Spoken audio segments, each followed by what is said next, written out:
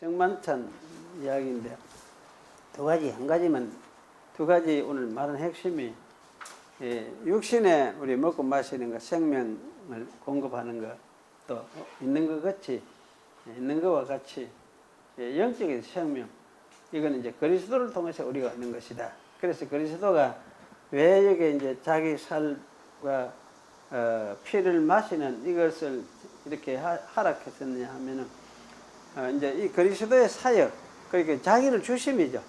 피, 살이라는 것은 자기가 우리를 위해서 죽으시고 죽어주신 대속의 죽음을 죽으시니까 그것을 이제 상징하고, 또 그것을 통해서 우리가 죄 사함을 받고 그리스도를 믿는 걸 통해서 이제 하나님의 백성으로서, 구원의 백성으로서 하나님께 참여하게 되는, 하나님 백성에 참여하게 되는, 그래서 그걸 이제 살아난 것이다.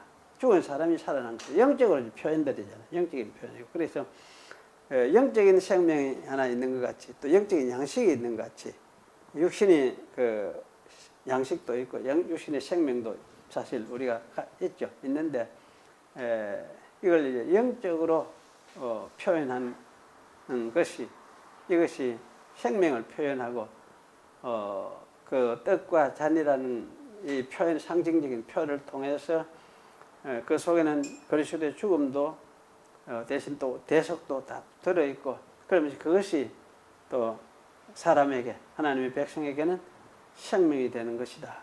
양식이 되는 것이다.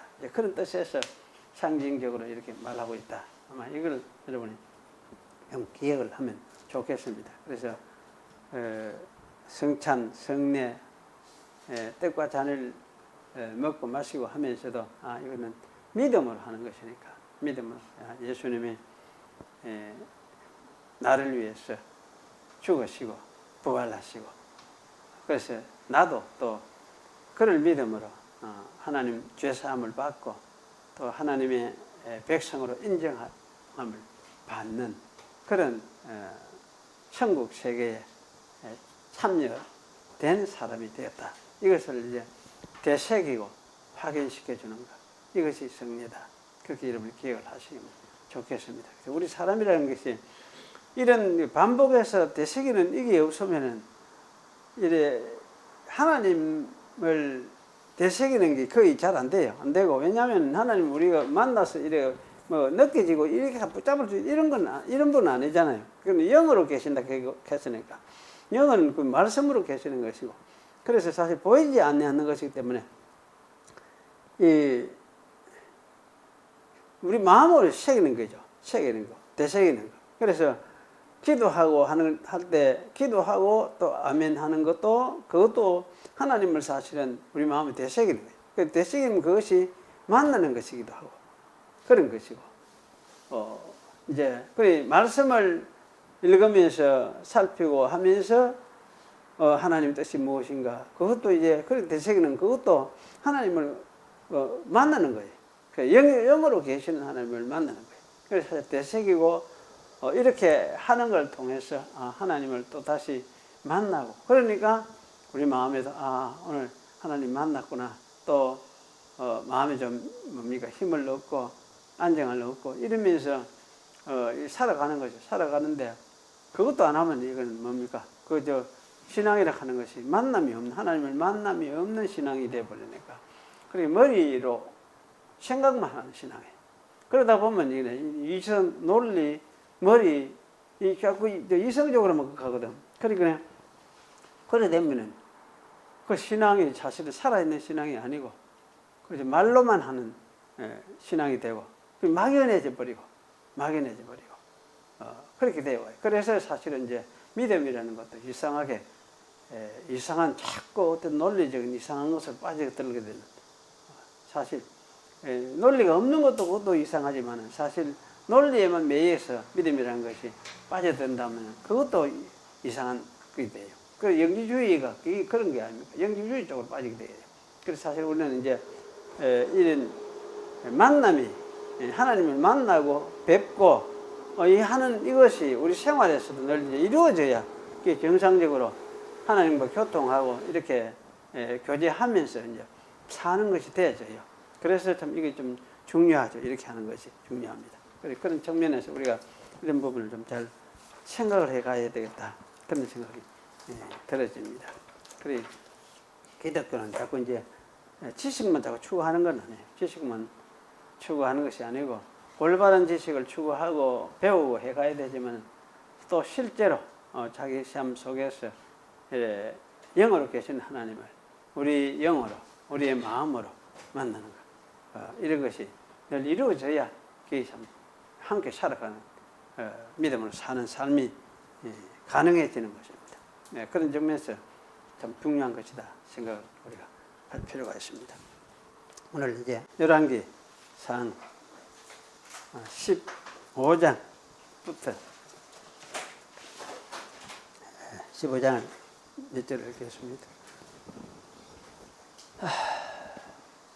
느바시 아들 여로보암 왕 제18년에 아비얌이 유다 왕이 되고 예루살렘에서 3년을 치리하니라. 그 모친 이름은 마아가라 아비살롬의 딸이더라.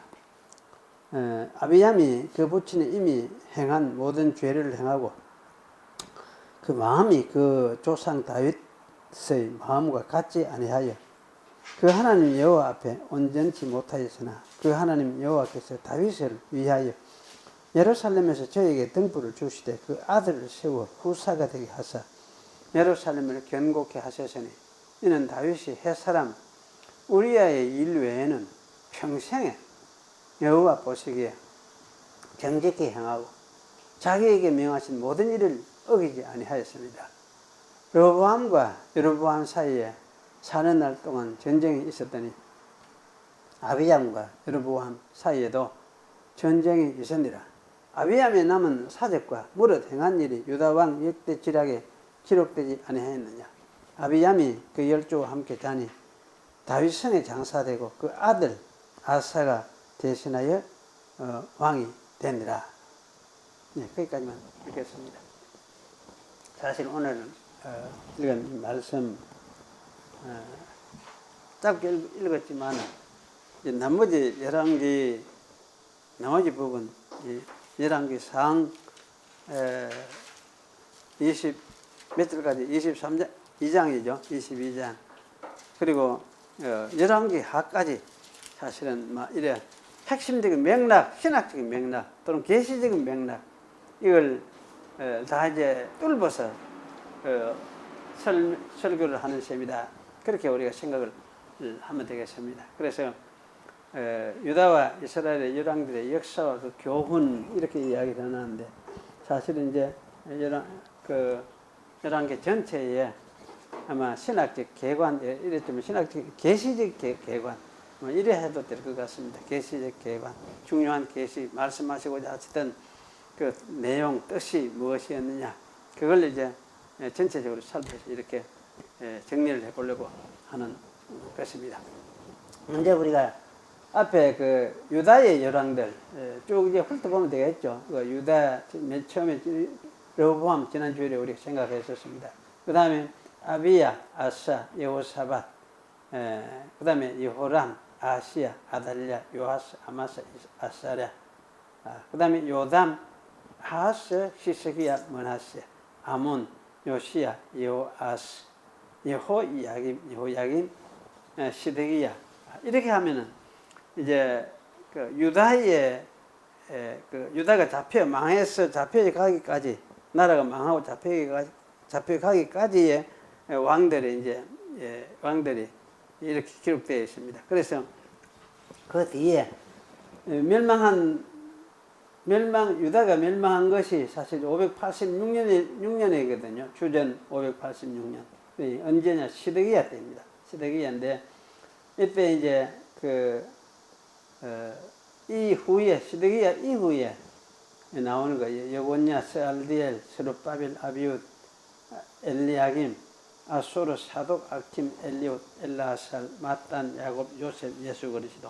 그러니까 이거는 이제 잡혀가서 바빌론으로 망하고 잡혀간 그때부터 그 이후로 언제까지 예수 그리스도에게까지 이어지는 어떻게 이어지느냐 할 때 그걸 이제 마태복음 1장에서 설명하고 있는 대로 이렇게 쭉 이제 이어졌다는 걸 여기 말을 하고 있습니다. 그리고 북쪽 이스라엘 열왕들 그 다음에 이야기해 놓은 것이 이제 이게 여로보암, 나답, 바아사, 엘라, 시므리, 디보니, 오므리, 아합, 아시야, 요람, 예후, 그 다음에 여호아스, 여호아스도 있고 여호아하스도 있고. 근데 이게 참 비슷비슷한 이름이 있어가지고 혼돈이 되는데요. 그 다음에 여로보암 2세, 1세도 있죠. 이 처음에 나왔던 게 여로보암이었는데 이제 여로보암 2세, 그 다음에 스가랴, 살룸, 머나햄, 버가히야, 베가, 호세야. 이렇게 해서 722년에 아수르에서 북쪽은 아수르의 왕 사르곤 2세에 의해서 주전 722년에 망하게 되어져요. 그래서 일찍이 망했기 때문에 사실은 왕들도 그렇게 많지 않다 할 수가 있습니다. 그리고 그 이후로 망하고 나서 북쪽 이스라엘 이 갭은 없어져 버린 거지. 사실 없어져 버리고 다시 이제 회복가 돌아올 때에는 그것도 유다로서 돌아오니까 전체가 유다로서. 그래서 전체 하나의 유다가 돌아오게 되어지는데 유다의 이름으로 돌아오면서 하나의 이제 나라가 통일된 나라가 또 이루어지죠. 그래서 사실은 범죄에 의해서 나누어졌지만 하나님이 이제 심판해 가지고 회복시킬 때는 하나를 만들어 가지고 이렇게 돌려 회복시켰다. 이렇게 우리가 생각을 할 수가 있습니다. 이런 가운데서 이게 몇 가지 우리가 그 족보를 살펴보면서 받을 수 있는 계시적 교훈, 가르침을 우리가 볼 수가 있죠. 첫째로 먼저 생각하는 것이 뭐냐면, 생각할 수 있는 것이 하나님의 은혜가 컸음을 보여줍니다. 다윗과 솔로몬 이후에도 여기 유다에, 그렇죠. 유다에 보면은 아사, 그 아비야는 똑같이 르호보암하고 똑같이 행했지만은 여기 그 다음에 나오는 아사, 여호사밧, 그 다음에 요아스, 아마사, 아사랴, 그 다음에 히스기야, 요시야 같은, 요시야는 대개혁자였죠. 히스기야도 사실은 성군이라 그렇게 불리는 사람입니다. 그래서 이런 이제 왕을 세워 주셨습니다. 그래서 하나님은 이들을 세워 가지고 그래도 이스라엘 신앙을 일깨웠어요. 보면 이런 사람들이 또 대개 보면 상당한 시간 오랫동안 나라를 다스리고 하기는 했습니다. 그래서 이들은 다 진짜 여호와를 경외하는 왕들이었고 최소한 여호와 보시기에 정직하게 살렸고 했던 왕들이었습니다. 여호와께서는 이런 왕들을 세워서 이스라엘이 신앙을 잃지 않도록 이끌어 주셨다. 그렇게 말을 할 수 있습니다. 그런데 이렇게 이제 하신 것은 다윗과 세운 언약을 기억함 때문이라 그렇게 말을 할 수가 있습니다. 여호와 하나님은 이 다윗에게 그런 약속을 하셨죠. 언약을 세우면 약속을 하셨는데 다윗 자손이 끊어지지 않도록 하실 것이다. 그런 약속을 하셨어요. 그리고 다윗의 나라가 또한 마침내는 영원한 나라가 되도록 하실 것이다. 이런 약속을 하셨습니다. 그래서 이제 다윗과 맺었던 이 언약을 이루기 위해서 그리스도가 다윗의 자손으로 오시기까지 하나님은 일을 하셨습니다. 하나님의 신실하심이 사실 이 하나님이 이루신 언약을 이루신 일에서 나타난다고 말을 할 수 있죠. 그래서 이런 일을 예수님은 내 아버지께서 지금까지 일하신다. 그래서 나도 일한다. 이렇게 말씀을 하셨어요. 그러면서 안식일에도 병자를 고치셨습니다. 하나님은 다윗에게 약속한 대로 택한 백성의 구원을 위하여 쉼없이 일하셨습니다. 그 일하심 중에서 최고의 일, 그것이 뭐냐? 그리스도를 보내셔서 하시는 일이었다. 그렇게 말을 할 수 있어요. 그래서 그리스도가 세상에 오신 것은 하나님이 일하시는 그 일의 일부분으로서, 그리고 일 중에서도 최고의 일로서 오셨어요. 그리스도가 세상에 오신 것은. 그래서 사실 그리스도의 일은 하나님 아버지의 일이다. 하나님 아버지께서 그리스도를 통해서 자기 일을 하시고 자기 말씀을 나타내고 자기 일을 뜻을 밝히시는 그런 뜻에서 그리스도가 오셔서 일을 하셨다. 이렇게 말을 할 수 있습니다. 이것을 거꾸로 이야기하면은 이제 예수 그리스도는 오셔서 하나님 아버지의 일을 완전하게 이루어내셨다. 그렇게 말을 할 수 있습니다.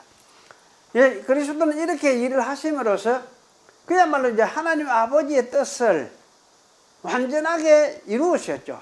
그래서 그 이루음을 통해서 뭐냐? 하나님 아버지의 뜻을 완전하게 나타내셨습니다. 따라서 그리스도의 사역을 믿고 그 사역하신 하신 뜻을 받아들이는 것이 뭐냐? 그것이 뭐냐? 하나님 아버지를 믿는 것이고 하나님 아버지를 받아들이는 것이. 그 예수님이 그 말씀하셨죠. 자기 제자들에게도 나를 영접하고 나를 받아들이고 나를 믿는 사람은 아버지를 믿고 아버지를 영접하는 것이다. 너희들이 가서 할 일이 바로 이런 일이다. 나를 전해서 나를 전하면 아버지만 전하는 것이 아니고 내 속에서 자기를 나타내신, 나를 통해서 자기를 나타내신 아버지를 전하는 것이다. 그런 말씀을 반복해서 말씀을 하셨어요.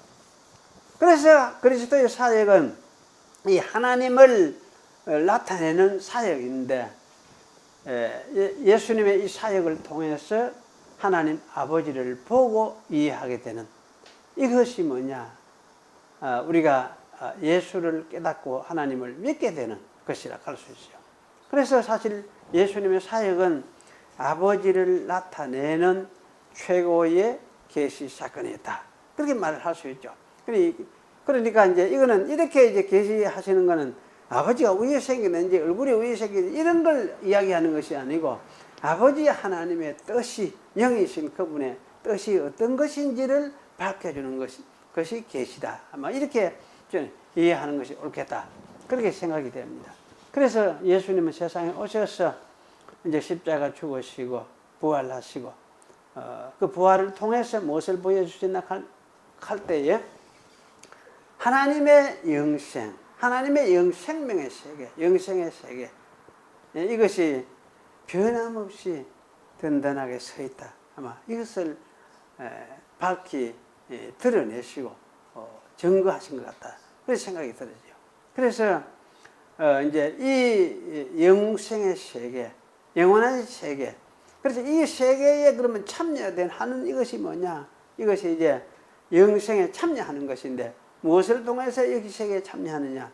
예수 그리스도를 믿어서 영생에 참여한다. 그럼 예수 그리스도가 믿는 자에게 예수 그리스도는 자기의 그 성령을 주셔서 새 마음을 주고 새로운 깨달음을 갖게 되고 그래서 예수를 믿음을 통해서 하나님도 믿게 되어지고 이렇게 해서 이제 하나님 나라에 참여하게 되어진다. 이렇게 이제 이것을 보여주시고 선포하신 것이 예수님의 사역이었다. 그렇게 우리가 말을 할 수가 있습니다. 그래서 선택을 받는 사람들은 하나님의 선택을 받는 사람들은 어쨌든 이것을 믿게 되죠. 이 사실을 믿게 되죠. 믿게 되고 그래서 그리스도를 믿음을 통해서 영생의 세계에 참여하게 된다. 이렇게 말을 할 수가 있습니다. 그래서 사실은 이게 우리가 영생 가는 데는 여러분이 기억하실 것은 우리 내 개인이 뭐 영원히 살고 안 살고 한 그게 사실 중요한 게 아니에요. 중요한 건 뭡니까? 이 영생의 세계가 있음을 아는 거예요. 살고 여기에 이제 소속이 되고 여기에 참여하게 되는 게 중요하잖아요. 그래 되면은 나머지 뭡니까? 내 개인이 영원히 살고 안 살고 이거는 그분이 다 알아서 하는 게입니까? 그분이 영생하고 그 세계가 영원해지면 나도 그 함께 영원해지는 것은 말할 것도 없이 되는 거죠. 그래서 사실은 하나님이 안 계시는 것이 아니다. 하나님이 이렇게 계셔서 자기 아들 그리스도를 보내시고 그리스도의 죽으심과 부활을 통해서 영생의 세계를 이렇게 보여주신 것이다. 보여주셨다. 이것이 사실은 굉장히 중요한 부분이다. 그런 생각이 들었습니다. 그 다음에 이게 유다 왕들의 이 족보를 통해서 우리가 또 하나 생각할 것은 뭐냐면, 인간이라는 것이 완전한 인간이 없구나, 이걸 분명하게 또 알 수 있는 것, 보여주는 것 같아요.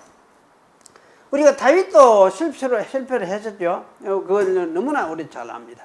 솔로몬도 사실은 그렇게 지혜를 받아서 대단하게 참 그 하나님의 마치 신과 같은 하나님의 아들과 같은 그런 모습으로 나타났던 사람이었지만은 이방 공주들을 탐하고 또 그들이 섬기는 우상을 섬기고 심지어 그것을 자기가 따라서 섬기는 이런 엉뚱한 일을 하게 됐습니다.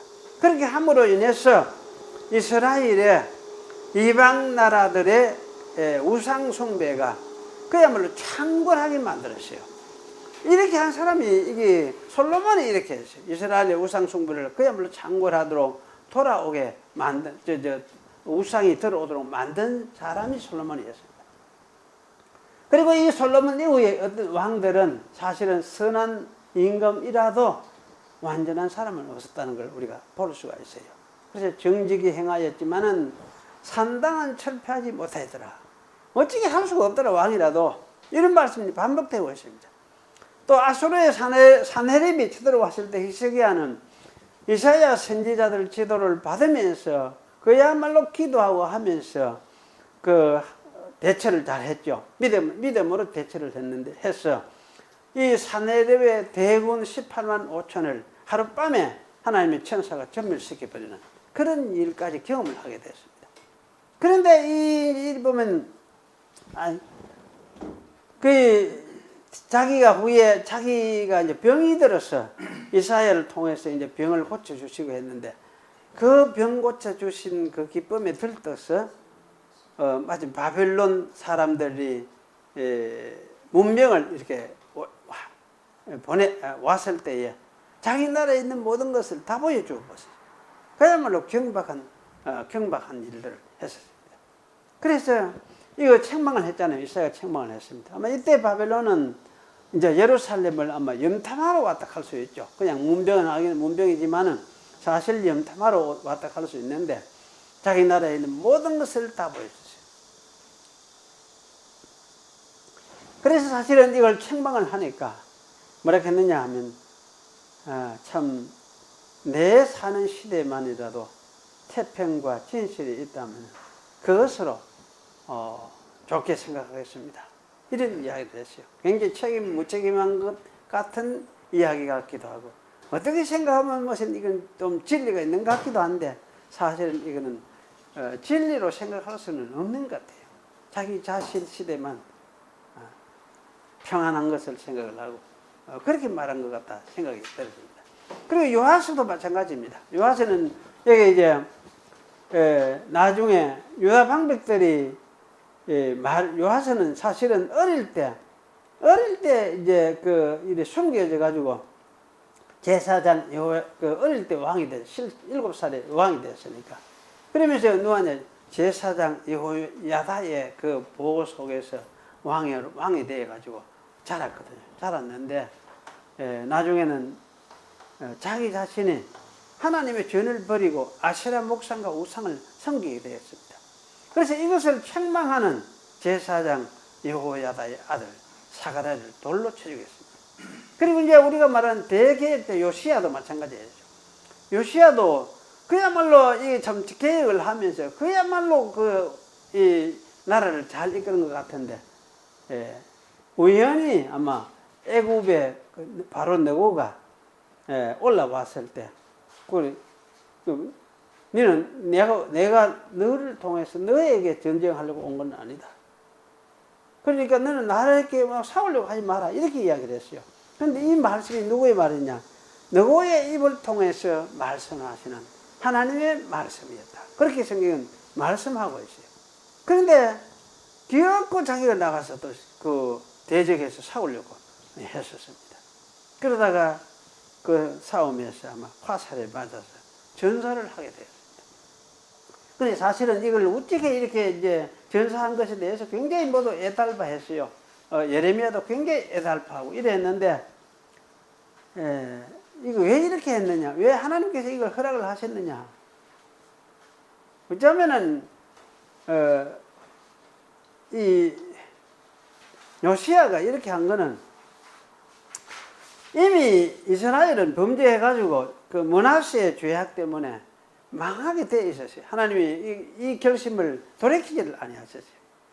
그렇게 하셨는데 막 이 나라가 머지않아 말랑하는 상황에서 이 요시야를 하나님께서 빨리 아마 데려가시는 그런 입장에서 그 일을 하도록 이렇게 하나님 놔뒀다는 생각이 들어져요. 그래서 사실은 나가서 싸운 거는 요시야가 지혜롭고 바르게 잘한 건 아니에요. 아닌데 그러나 그것을 통해서 하나님이 그래서 그래 하지 마라, 선지자를 보내가 그래 하지 마라 막 이렇게 해도 되는데 그래 안 한 거는 아마 그 일을 통해서 요시야를 이제 세상에서 이제 데려가는, 그러면 이사야가 말한 것처럼 화가 임하기 전에 하나님의 의인을 데려가는 그런 차원에서 하신 것 같다, 그런 생각이 들어져요. 어쨌든 이제 이런 그 요시야도 결국은 뭐냐, 므낫세의 죄의 영향을 벗어날 수가 없었다는 것을 보여주고 있어요. 그래서 사실은 어떤 왕도 이 죄악의 그 영향을 벗어나게 할 수 있는 완전한 왕은 없었더라, 이걸 보여주고 있어요. 이렇기 때문에 사실은 이제 이스라엘이 어쨌든 구원을 이루고 구원의 백성으로서 참 하나님의 백성으로 서려고 하면은 영원한 완전한 왕이 와야 된다는 것을 보여주는 것이 이 족보였다. 그래서 예수 그리스도는 이렇기 때문에 세상에 와야만이 사실 이런 나라가 세워질 수밖에 없다는 걸 보여주는 역사, 이것이 이 유다의 역사였다. 유다 족보의 족보가 보여주는 것이었다, 가르칩니다. 그렇게 우리가 이야기를 할 수가 있습니다. 그리고 여기 이제 선한 왕과 악한 왕이 되는 것은 또 한 가지, 이거 참 묘한 것인데, 반드시 조상과 관계가 있다고도 말할 수가 없을 것 같다, 그런 생각이 들어요. 그렇긴 해. 여기 이제 예를 들면 여기 히스기야, 그죠? 히스기야, 성군 히스기야에게서 누가 태어났느냐 같이 므낫세가 태어나죠. 성군이 히스기야가 병이 낫고 나서 태어난 사람이 이게 누구냐? 그 므낫세거든. 므낫세인데 이 므낫세가 55년을 다스렸습니다. 그런데 이 므낫세는 유다 열왕 중에서도 가장 악결적인 왕이었어요. 이스라엘을 가장 타락시킨 그런 왕이었어요. 그는 이 이방 사람들의 가정한 일들을 본받아서 히스기야가 헐어버린 산당을 다시 세웠다 했습니다. 또 아합을 본받아서 바알의 단을 쌓았다 했습니다. 또 아세라 목상을 만들고 하늘의 일월 성신을 숭배하고 섬겼다 했습니다.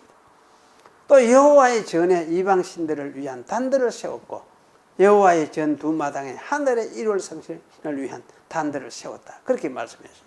그 하나님의 전 안에 거기에 또 이 일월 성신을 위한 단들을 세우는 거죠. 그렇게 이렇게 하면서 심지어는 자기 아들을 불 가운데로 지나가게 했더라. 그래서 이거는 이방인들이 하는 그 죄악 중에서도 가장 악질적인 그런 죄악이었거든요. 그래서 자기 아들을 불 가운데로 지나가게 하고 점치고 사수를 행하고 신접자와 박수를 신임하고 악한 짓을 행하였다, 이렇게 되어 있습니다. 그리고 자기가 직접 목상을 만들기도 했어요. 여호와의 전에 목상, 자기 만든 걸 또 세우기도 했어요. 그리고 유다 백성들은 이 므낫세의 꾀임을 받아서 여호와께서 멸하신 열반 민족들보다 더욱 심하게 우상을 섬기게 되었다. 열왕기 하 21장에 1절에서 9절에는 이런 것을 아주 나열하고 있습니다. 므낫세의 이런 죄는 유다의 심판이 있을 수밖에 없도록 만들었습니다. 이 외에도 므낫세는 사람을 무죄한 자를 죽였어. 피를 많이 흘렸다. 피가 예루살렘에 가득하게 만들었다. 그렇게 기록을 하고 있습니다. 그리고 이렇게 한 사람이 누구냐? 이것이 성군의 아들 히스기야 왕, 성군 히스기야 왕의 아들 므낫세가 이런 짓을 했어요. 그리고 히스기야가 통치하는 것을 므낫세는 많이 못 봤어, 오래 못 봤어 이렇게 했느냐? 그건 알 수가 없는 것 같아. 아마 오래 많이 통치하는 것을 못 본 거는 사실인데 그 때문에 그랬느냐? 참 알 수가 없는 것 같아요. 근데 이 므낫세에게서 누가 나오나? 아몬 왕이 나왔어. 똑같이 우상 숭배를 하며 여호와를 또 버렸습니다. 그런데 이 아몬 왕의 아들이 또 누구냐? 개혁자 요시야 왕이었어요. 그 요시야는 8세의 왕이 되었습니다. 예루살렘에서 30년을 다스렸습니다. 그런데 요시야는 여호와 보시기에 정직히 행하여 그 조상 다윗의 모든 길로 행하고 좌우로 치우지 아니하니라. 그 조상 다윗의 모든 길로 행하고 좌우로 치우지 아니하니라. 이렇게 말씀하고 있어요. 참 이걸 생각해 보면 어쨌든 이게 참 신기한 일이에요. 선에 빠지고 악에 빠지는 것이 인간 조상의 어떤 영향을 받는 것 같지도 않다는 생각이 돼요. 그렇다면 이런 일은 자기 자신의 왜 어쩌면 이럴까? 자기 믿음의 문제일까? 믿음이 문제일 것 같기는 한데 믿느냐? 안 믿으니까 그렇지. 안 믿으니까 그렇게 생겼지. 그런데 안 믿는다고 해야 되느냐? 그것도 또 그렇게 말하기도 좀 어려운 것 같아. 어려운 것 같아. 그래서 사실은 이런 중에 보면 이 므낫세는 나중에 보면 왜 그렇게 이제 안 믿는다고 말하기도 어려운 것 같다 싶었냐면 나중에는 보면은 이게 므낫세가 회개하거든요. 회개해. 역대기 보면 회개하거든요. 그 바벨론 포로로 잡혀가가지고 거기서 끌려갈 때는 막 그 차고를 끌고 이렇게 끌려가요. 온 줄을 질질 매가지고 이렇게 끌려가요. 끌려갔다가 거기에 가가 정신을 차리고 하나님 기도를 하니까 하나님이 그 기도를 들으시고 다시 돌아와서 또 왕노릇 하도록 했다. 그렇게 또 기록이 되고 있어요. 그래 그때라야 비로소 므낫세가 정신을 차렸어요. 그러니까 이때 그냥 므낫세가 가장 악질적으로 악한 일을 했는데 그건 하나님이 잊어버린 것 같다는 생각이 들어요. 잊어버리고 다시 돌이켜서 이렇게 돌아와서 왕노릇하게 만들어주니까 참 이게 이상하다. 하나님도 너무 오지리가 없는 거다. 이런 생각이 들기도. 그래, 므낫세가 그러면 구원을 받았겠느냐? 어떻겠습니까? 그 구원받은 사람 맞겠나? 므낫세가.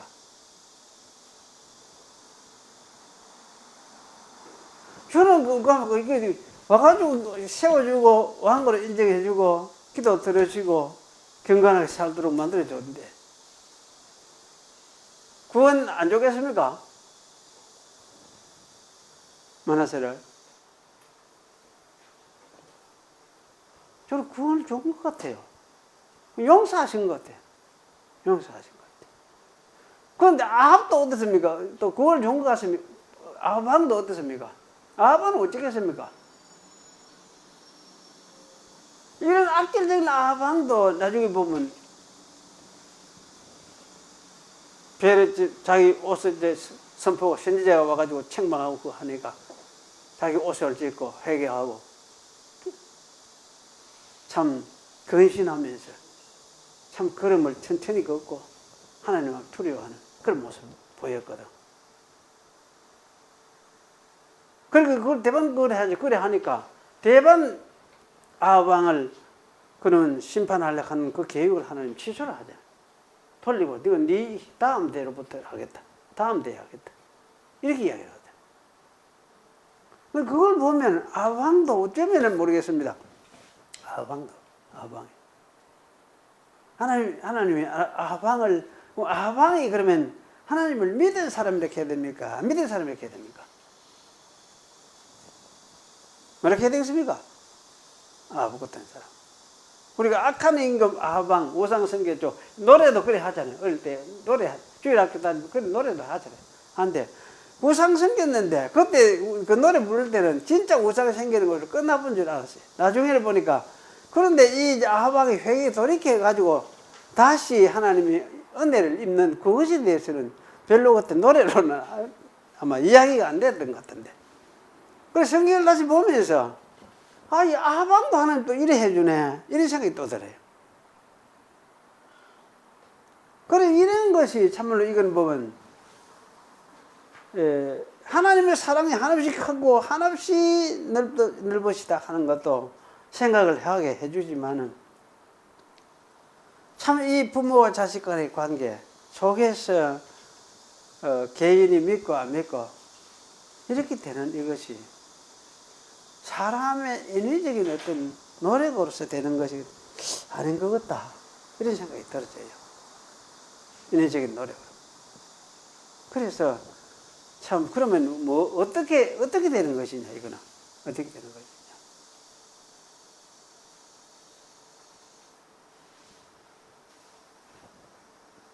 하나님 선택이다. 그것도 조금 선택에 물론 선택에 그것도 조금 이상한 것 같아요. 선택이다 이 하면 선택은 이미 선택 속에 이 사람 들어 있어. 일단 들어와 있는 사람들이 갈 수 있거든. 조상을 통해서 다윗을 통해서 다윗의 자손이 되어가지고 이렇게 선택되어지는 이런 측면에서 이미 선택 라인 속에 들어와 있어요. 그런데 이것이 깽판을 쳤어. 살면서 영 진짜 망나니 짓을 다 했어. 깽판을 쳤어.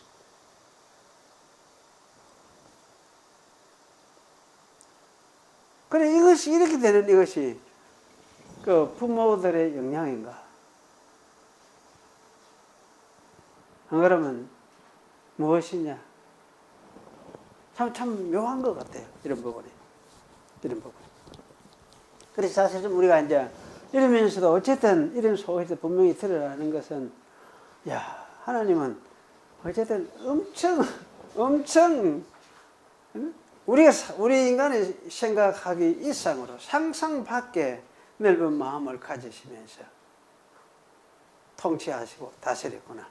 이스라엘을 통치하시고 다스렸구나. 이런 것을 우리가 이제 생각할 수밖에 없는 것 같다. 그런 생각이 들어져요. 그래서 사실은 이제 유다에서 남쪽 유다에서 이제 이런 걸 우리가 이제 생각을 할 수 있는데, 그런데 이제 북쪽 이스라엘이 어떠냐 할지 선한 왕이 사실은 하나도 없어요. 북쪽에서는 선한. 남쪽 유다에는 상당히 있었잖아요. 상당히 많이 있었는데 북쪽에는 하여튼 선한 왕이 하나도 없어요. 그러니 하나님의 약속에서 떨어져 나가고 나면은 그 약속이 어디 있느냐? 남쪽에 있거든. 있는데 이 인간이 스스로 완전하게 설 수 있는 그런 인간이 없구나. 스스로 거룩해질 수도 없고 결국은 말이냐 우상을 만들 수밖에 없구나. 그런 생각이 들어요. 그리고 왜 우상을 만드느냐 하면 그건 전부 자기 욕심 때문이었어요. 북쪽의 왕들이 왜 이렇게 됐느냐 할지 전부 여로보암의 욕망의 길을 쫓아갔기 때문에. 여로보암의 욕망을 쫓아갔지. 그 여로보암의 욕망이 뭡니까? 자기 나라를 지키기 위해서, 자기 권력을 안정케 하기 위해서 가짜 종교를 만들었어. 가짜 종교를 믿도록 한 그것이 여로보암의 죄였어요. 여로보암의 죄였어요.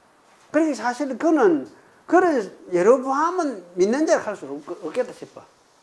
여로보암은 믿는 자를 할 수 없겠다 싶어. 가짜 종교예요.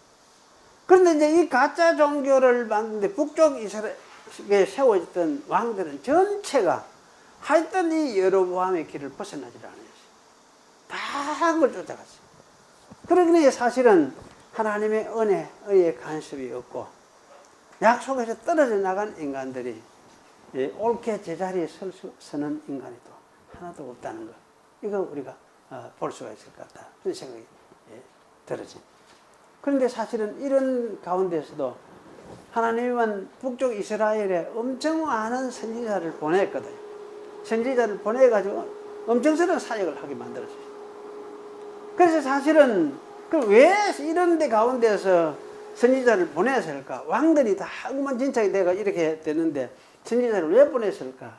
이런 생각을 하지 않을 수가 없는데, 아마 북쪽에 선지자를 보낸 것은 그 속에도 왕들은 그렇지만 그 속에도 하나님이 그래도 하나님을 믿는 백성이 있기 때문에 그들을 위해서 특별히 선지자를 보내서 책망을 한 것 같다, 야단을 한 것 같다, 그런 생각이 들어요.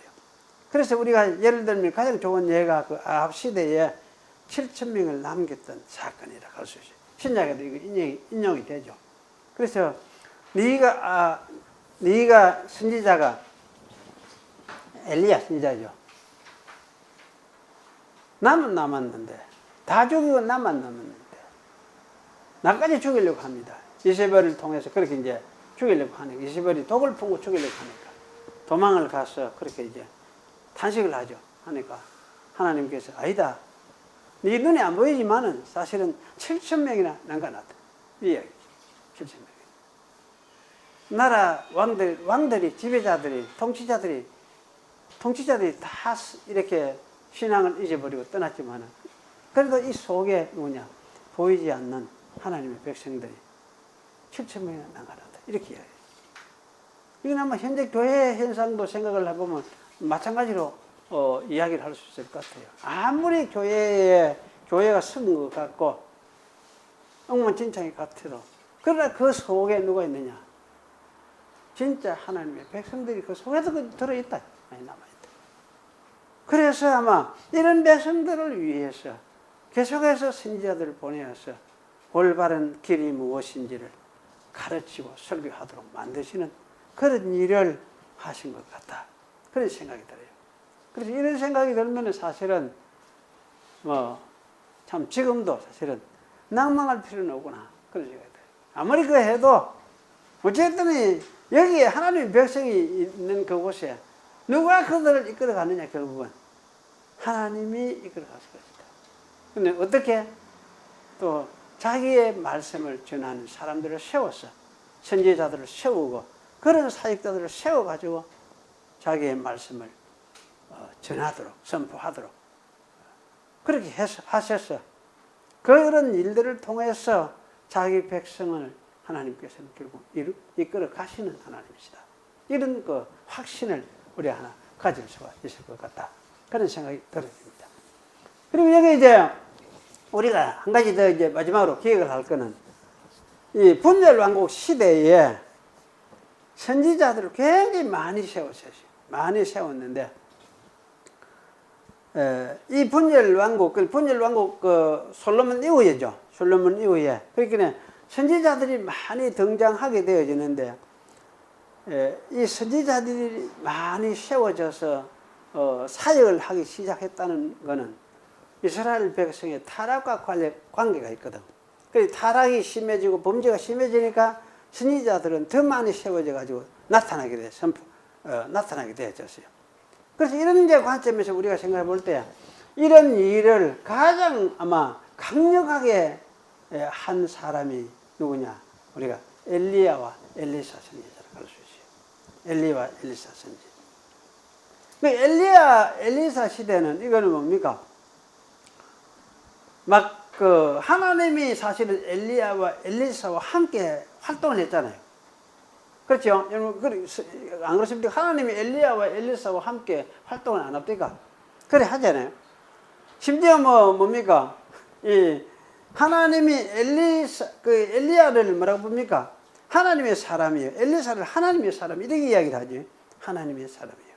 그 말은 무슨 말이냐 할 때에 그 속에 하나님이 있는 사람, 또는 하나님이 그와 함께 있는 사람, 그렇게 우리 이야기를 할 수가 있어요. 그만큼 여기 엘리야와 엘리사는 강력하게 활동한 사람, 하나님과 함께 하나님의 사역을 강력하게 활동했어요. 그래서 진짜 온갖 이적을 다 일으켜요. 그 이적을 온갖 이적을 다 일으키면서 활동을 했는데 이런 활동들을 통해서 하나 보여주는 것은 있습니다. 이스라엘 백성들에게, 하나님의 백성들에게 하나님은 지금도 이스라엘 속에 계신다, 떠나지 않고 계신다는 걸 보여주고 있어요. 하나님은. 그리고 사실은 이제 이러면서 이 엘리야 시대에 말씀하신 말씀대로 엘리야로 하여금 뭡니까? 그 열왕기상 19장에 보면은 세미한 소리. 그렇게 엘리야 네 다음에 뭡니까? 이어서 엘리사를 너의 후계자로 세워라. 그렇게 말씀하죠. 엘리사를 후계자로 세워라. 엘리사를 후계자로 세워라 했는데 이런 말씀들을 주시는 말씀이 뭐냐면 세미한 소리 가운데서 하나님이 계시더라 하는 그 이제 환상을 보여주면서 이 말씀을 하세요. 그렇게 이제 이후에 엘리사까지는 이적적인 역사를 많이 하셨는데 그 후에 이제 엘리사 시대부터 누가 따는 선지자들이 등장하기 시작을 해요. 그래서 엘리사 시대, 엘리사까지는 뭡니까? 이적을 베풀면서 활동을 했던 그런 시대였는데 그 이후부터 뭐냐? 기록해서 글로 남기는, 말씀을 남기는 그런 선지자들이 등장을 해서 활동을 하기 시작해요. 그래서 여기 이제 오바댜, 요엘, 요나, 아모스, 호세아, 이사야, 미가 이런 사람들이 다 이제 이어서 등장하면서 활동을 하기 시작했는데 이렇게 해서 이 사람들의 활동부터는 뭐가 하느냐? 성경의 기록에 남기기 시작을 하죠. 그래서 이런 사람들을 뭐라고 합니까? 기록 선지자라고 이렇게 이야기해요. 기록 선지자. 그 이전의 사람들은 어떤 선지자냐? 기록이 없어. 근데 활동만 했어. 말씀하고 활동만 했어. 그래서 사실 이런 사건을 이제 보여주면서 그런데 하나님이 어디에 있다고 말씀하셨느냐? 엘리야에게 가르쳐 주신 것은 하나님은 불 가운데도 강한 바람 가운데서도 지진 가운데도 계시지 않으더라. 엄청난 세력, 엄청난 땅을 흔들고 같은 이런 어떤 세력 그런데 하나님 계시지 아니하시고 어떻게? 세미한 소리가 들어. 세미한 소리 가운데 계시더라. 이걸 보여주셨거든. 그 세미한 소리 무엇이냐? 이거는 너무너무 가늘어서 들릴 듯 말 듯한 소리예요. 들릴 듯 말 듯한 이런 소리. 그 소리의 가운데 계시더라. 이러면서 그 소리가 뭐냐? 말씀의 소리거든. 하나님의 말씀의 소리. 그래서 사실은 그걸 보여주시고 나서 기록 선지자들이 등장을 해서 기록하게 만들어지니까. 그래서 사실은 이적보다는 기록된 말씀 이것이 더 하나님이 사역하시는 사역 방식으로서 선택이 되는 것일 것 같은 생각이 들어요. 이적으로 이렇게 보여주는 이 말씀, 이 방법을 보다 이제는 내가 말씀을 가지고 사역을 하겠다. 그런데 이 말씀이 사실은 이적보다도 더 확실하고 더 큰 어떤 증거의 말씀이 된다. 이 말씀을 근거로 해서 하나님이 심판도 하고 이 말씀을 근거로 해서 뭐냐? 구원도 하고 이렇게 하실 것이기 때문에 그래서 이 말씀, 이 선지자들을 이렇게 기록하여 남기도록만 하시다 할 수 있어요. 그런데 이런 말씀은 결국은 핵심이 뭐냐? 이거는 세미한 소리와 같은 것이다. 세상 사람이 들을 수 없는 그런 소리. 너무나 이렇게 얇았어요. 너무나 작았어요. 특히 힘이 들었어요. 그야말로 들릴 듯 말 듯한 소리. 이런 소리. 이것이 말씀의 아마 특징을 이와 같이 표현한 것 같다 싶어요. 하지만은 이러한 세미한 말씀이 결국은 심판을 이루고 구원을 이루고 그렇게 될 것을 말씀해 주는 거다. 그런 생각이 들어져요. 그래서 사실은 오늘 이 시대도 이거는 아마 굉장히 중요한 것 같아요. 우리 기독 신자들이 이 말씀의 세미한 소리, 그 소리를 듣고 그 모습을 우리가 찾아가야 되는데, 그렇지 않고 아주 보이는 어떤 것을 보고 거기서 하나님 찾으려고 하는 그런 노력들을 엄청스럽게 많이 하는 것 같다, 그런 생각이 들어져요. 그래서 하나님은 그런 데 있는 것이 아니고 세미한 소리로서 계시는 분이다. 그 말씀의 세미한 소리를 우리는 듣도록 해야 된다는 것, 이것을 아마 우리가 잘 기억해야 되겠습니다. 그 말씀이 어디 있느냐 할 때 성경 속에 있는 이 말씀이 사실 이 말씀이에요. 이 성격 자체가 이거는 세미한 소리와 같은 말씀이 성경 말씀이에요. 기도하겠습니다. 그러하신 하나님, 감사합니다. 오늘도 하나님의 말씀의 성격을 우리에게 가르쳐 주시고 또 무엇을 믿고 무엇을 의지하면서 우리가 따라야 할 것인지를 되새겨 주신 것을 감사합니다. 이스라엘 역사를 통해서 계시해 주신 하나님의 뜻을 저희들이 오늘 배웠사오니, 어쨌든 세미한 소리, 들리지 아니하는 소리, 또 세상 사람들이 아무 힘이 없는 것 같이 보여서 거스리고 거절해버린 소리, 이런 소리지만은 이 소리를 통해서 하나님의 심판과 구원을 이루어내시는 그런 소리를, 인물 우리가 잘 깨닫고 우리가 이 세미한 소리를 들으면서 따라가는 그런 저희들이 될 수 있도록 하나님께서 저희를 붙들어 주시옵소서. 또 저희들을 이와 같이 인도해 주신 줄을 아오니 주님, 저희들로 하여금 들리지 않는 것 같지만은 그 세미한 소리가 우리의 귀에 들려서 하나님의 뜻을 듣고 깨달으며 세미한 가운데 말씀하시는 것 같지만은 그 속에 생명 있음을 깨닫고 기뻐하며 또 감사하며 따라가는 그런 저희들이 되도록 축복하여 주시옵소서. 예수님의 이름으로 기도하옵나이다. 아멘.